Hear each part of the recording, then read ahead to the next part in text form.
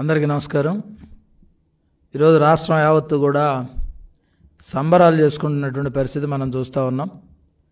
ఏదైతే 5 ఏళ్ల జగన్మోహన్ రెడ్డి పాలన పోయి నవ్యాంధ్ర నిర్మాత చంద్రబాబు నాయుడు గారి పాలన వచ్చిందని ఒక సంతోషంతో పాటు ఇచ్చినటువంటి 5 గ్యారెంటీలని, ఎందుకంటే మొదటి సంతకంతోనే ఇచ్చినటువంటి హామీలు ఏవైతే ఉన్నాయో 5 హామీలను కూడా ఈరోజు అమలు చేస్తున్నటువంటి పరిస్థితి మనం చూస్తూ ఉంటే, దీనిలో ప్రధానంగా ఏదైతే తెలుగుదేశం పార్టీ తన పేటెంట్గా ఈ రాష్ట్రంలోనే కాదు భారతదేశంలో కూడా చరిత్రలో నిలిచిపోయే విధంగా పరిచయం చేసినటువంటి పెన్షన్లు ఏవైతే ఉన్నాయో, సామాజిక భద్రతా పింఛన్లని అన్న నందమూరి తారక రామారావు గారు ఈ దేశంలో ప్రవేశపెట్టినటువంటి సందర్భం. తెలుగుదేశం పార్టీకి మాత్రమే పెన్షన్ల మీద పేటెంట్ ఉందనే విషయం మనందరం కూడా అర్థం చేసుకోవాల్సినటువంటి అవసరం ఉంది.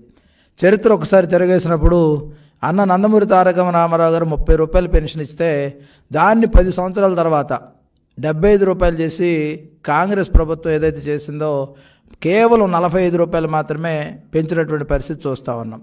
ఆ 75 రూపాయలని చంద్రబాబు నాయుడు గారు 200 రూపాయలు చేసినటువంటి పరిస్థితి.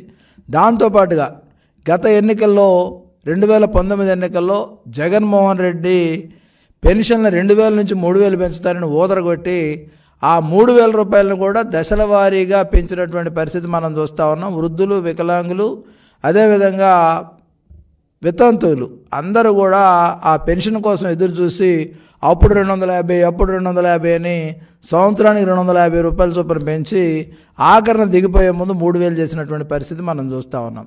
కానీ చంద్రబాబు నాయుడు గారు సూపర్ 6 అనౌన్స్ చేసిన తర్వాత ఆ సూపర్ 6లో భాగంగా 4000 రూపాయలు పెన్షన్ చేస్తానని చెప్పడమే కాకుండా అధికారంలో లేని 3 నెలలు కలిపి రేపు 1వ తారీఖున 7000 రూపాయలని ఇవ్వడానికి కేబినెట్ కూడా ఆమోదం తెలియజేసినటువంటి పరిస్థితుల్లో ఈరోజు ప్రత్యేకంగా వృద్ధులు కానీ, దివ్యాంగులు కానీ, వితంతువులు కానీ ఎవరైతే సామాజిక పెన్షన్ల మీద, భద్రతా పెన్షన్ల మీద ఆధారపడి ఉన్నటువంటి వ్యక్తులు ఈరోజు ఎదురు చూస్తూ ఉన్నారు. వాళ్ళందరికీ కూడా చంద్రబాబు నాయుడు గారు చేసిన దాన్ని చూసి హర్షాతిరేకాలు వ్యక్తం చేస్తున్నటువంటి పరిస్థితి ఈ రాష్ట్రంలో ఉంది. దాంతోపాటుగా జగన్మోహన్ రెడ్డి గత నెలలో ఎన్నికల సమయంలో కూడున్న సమయంలో ఈ పెన్షన్లు ఇంటింటికి పంపించేటటువంటి పెన్షన్లు కావాలని ఎన్నికల స్టంట్ కోసం ఆపినందువల్ల దాదాపు 50 నుంచి 80 మంది వృద్ధులు మరణించినటువంటి పాపం కూడా జగన్మోహన్ రెడ్డి వెంటాడిందనే విషయం కూడా జగన్మోహన్ రెడ్డి అర్థం చేసుకోవాలి. ఎందుకంటే హామీ ఇవ్వటం, హామీ తప్పుకోవటం జగన్మోహన్ రెడ్డికి అలవాటు అయినటువంటి పరిస్థితి చూస్తూ ఉన్నాం. ఎందుకంటే అనేక హామీలు ఇవ్వటం, ఏ మేనిఫెస్టో 190% అమలు చేశానని గొప్పలు చెప్పుకునే జగన్, నేను ఒకటే అడుగుతా ఉన్నా, ఏ హామీ నువ్వు అమలు చేశావో చర్చకు నేను సిద్ధంగా ఉన్నావు, నువ్వు సిద్ధమా కాదనేది చెప్పాల్సినటువంటి పరిస్థితి చూస్తూ ఉన్నాం. ఈరోజు ఈ పెంచినటువంటి 4000లోనే దాదాపుగా చంద్రబాబు నాయుడు గారే 2845 రూపాయల పెన్షన్ని, మళ్ళీ ఒకసారి చెప్తా ఉన్నా, చంద్రబాబు నాయుడు గారు ఈ 4000 పెన్షన్ పెంచిన తర్వాత కూడా చంద్రబాబు నాయుడు గారు ఎంత ఇచ్చారంటే 2845 రూపాయలు ఆయన చేతుల మీదుగా పెంచారు తప్ప మిగతా అందరు కలిసి పెంచిన కేవలం 1100 చిల్లరే.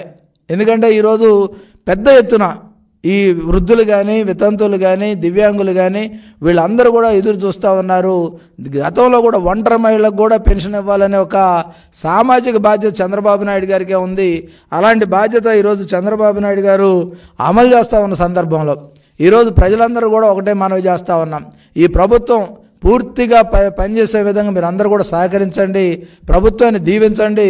చంద్రబాబు నాయుడు గారు 10 కాలాల పాటు ఈ రాష్ట్రం అభివృద్ధి కోసం తప్పిస్తున్నటువంటి నాయకుడు.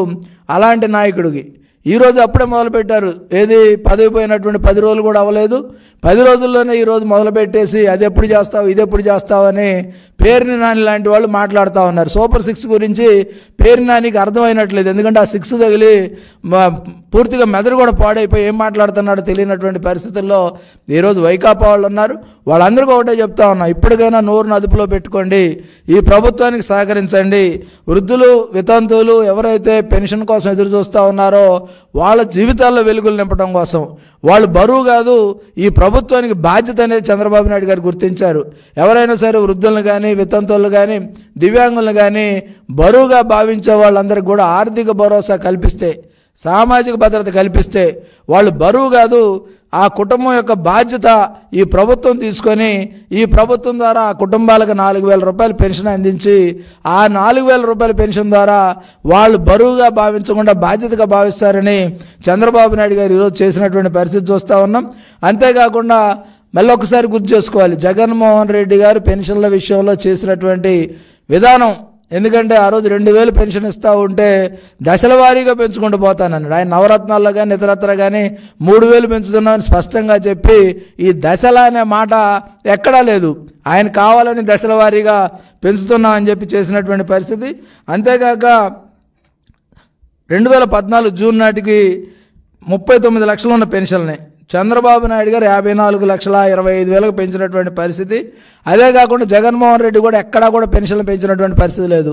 ఈరోజు డప్పు కళాకారులు కానీ, చెప్పులు కుట్టేవాళ్ళు కానీ, చర్మకారులు కానీ ఈరోజు గౌరవంగా బతకాల్సినటువంటి ఎవరైతే సమాజానికి దూరంగా ఉన్నటువంటి వ్యక్తులు, సమాజాన్ని దూరంగా పెట్టినటువంటి వ్యక్తులు ఈరోజు వాళ్ళు గౌరవప్రదంగా బతికే విధంగా చంద్రబాబు నాయుడు గారు డప్పు కళాకారులకి, చెప్పులు కుట్టే వాళ్ళకి, చర్మకారులకు కూడా పెన్షన్ ఇచ్చి తన ఉదారత చాటుకున్నటువంటి వ్యక్తి చంద్రబాబు నాయుడు గారు.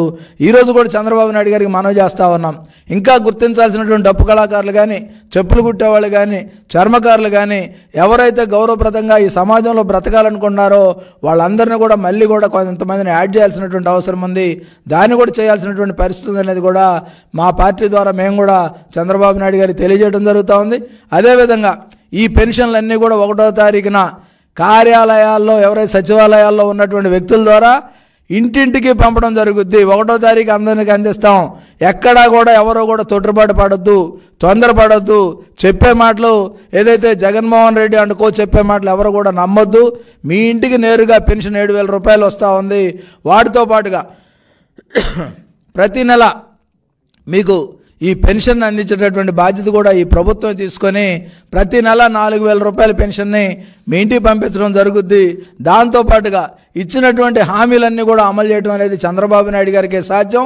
ఈ రాష్ట్రంలో స్వర్ణయుగం ప్రారంభమైంది. ఆ రోజు చరిత్రలో చెప్పుకునే వాళ్ళం గుప్తుల స్వర్ణయుగం అని. రాబోయే రోజుల్లో చంద్రబాబు నాయుడు గారు ఈ రాష్ట్రంలో స్వర్ణయుగాన్ని స్థాపించబోతా ఉన్నారు.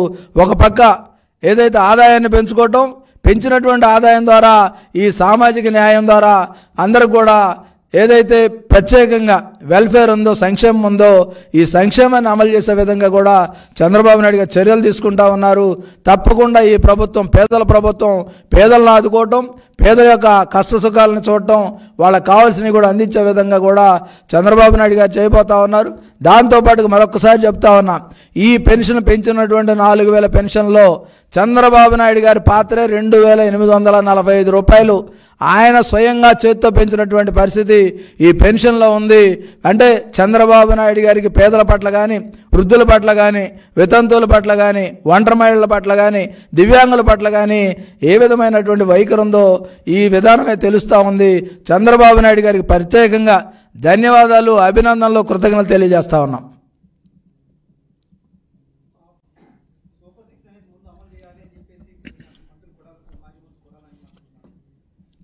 ఈరోజు సూపర్ 6లో అన్నిటితో పాటు 5 హామీలు ఏతో మొదటి సంతకంగా ఇచ్చారో అవి అమలు చేస్తూ ఉన్నాం. వచ్చి 10 రోజులు కూడా కాలే. ఈరోజు అన్నప్రాసన రోజు ఆవకాయ పచ్చడి పెట్టమనే టైపులో తయారైనటువంటి పరిస్థితి వాళ్ళకు ఉంది. వాళ్ళు ఆగలేకపోతా ఉన్నారు. ఈరోజు ఈ రాష్ట్రంలో పరిపాలన నుంచి దిగిన 10 రోజులు కూడా ఆగలేని పరిస్థితుల్లో ఈ పేర్ని నాని కానీ, కొడాలి నాని కానీ, జగన్మోహన్ రెడ్డి కానీ ఉన్నటువంటి పరిస్థితి చూస్తూ ఉన్నాం. నిన్న మీరు బెంగళూరు ఇన్సిడెంట్ చూసే ఉంటారు. జగన్మోహన్ రెడ్డిని దిగితే జగన్మోహన్ రెడ్డి సైకో అనుకున్నాం.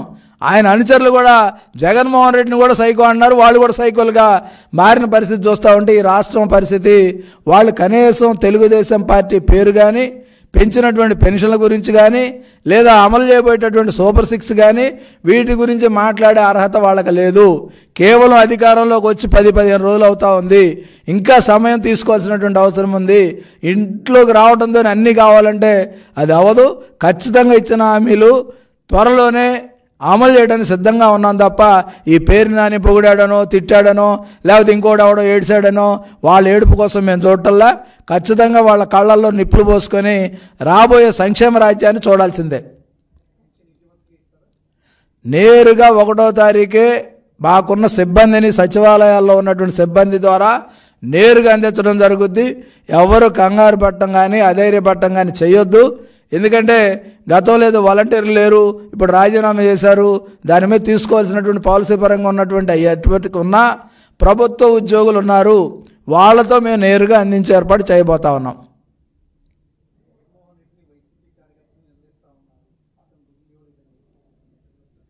జగన్మోహన్ రెడ్డి ఆదరాబాదరాగా తన అనుయాయులకి పెద్ద మొత్తంలో అందించాల్సినవి అందించేశాడు. చిన్న చిన్న కార్యకర్తలు అన్నీ కూడా ఆగిపోయినటువంటి పరిస్థితి.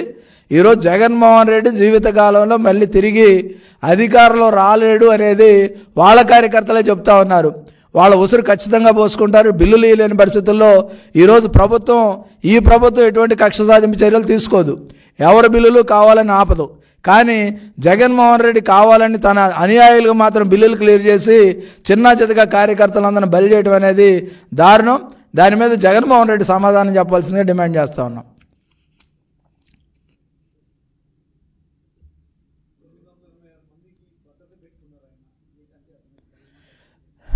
జగన్మోహన్ రెడ్డికి మొదటి నుంచి కూడా భయం ఉండబట్టే పరదాలు పెట్టుకున్నారు. ఈరోజు సెంట్రల్ జైలుకు కూడా లేనటువంటి సెక్యూరిటీ తన ఇంటికి పెట్టుకున్నటువంటి పరిస్థితి. దాంతోపాటుగా హెలిప్యాడ్ కూడా ఇంట్లోనే ల్యాండ్ అవుద్ది ఆయనకి. హెలికాప్టర్ కూడా హెలిప్యాడ్ కూడా ఇంట్లోనే పెట్టుకొని ఇంట్లోనే ల్యాండ్ అయ్యే పరిస్థితి చూస్తే పూర్తి అభద్రతతో జగన్మోహన్ రెడ్డి ఉన్నాడు. ఎందుకంటే ఈ కోడి కత్తులు ఇవన్నీ డ్రామాలన్నీ చేసి అయిపోయినాయి. అవి కానీ రేపు రాబోయే రోజుల్లో జగన్మోహన్ రెడ్డి వల్ల ఇబ్బంది పడినటువంటి వ్యక్తుల వల్ల కానీ, లేకపోతే అవినాష్ రెడ్డి వల్ల కానీ, లేదంటే వాళ్ళ బాబాయిని చంపిన దానిలో ఆయన పాత్ర మీద కానీ ఆయనకి ఏమైనా అభద్రత ఉంటే ఉండొచ్చు. ఆ అభద్రత ద్వారానే ఈరోజు 900 పైగా 980 మంది సెక్యూరిటీ అంటే ప్రధానమంత్రికి కూడా అంతమంది ఉంటారో ఉండరో తెలీదు. ఒక నేరస్తుడు చేసిన నేరాలు తిరిగి తన వెంటాడది అనే ఒక భయం చొప్పున కూడా ఆయన 986 మందిని పెట్టుకుని ఉండొచ్చు. కావాలంటే ఇంకో 1000 మందిని కూడా పెట్టుకోవచ్చు.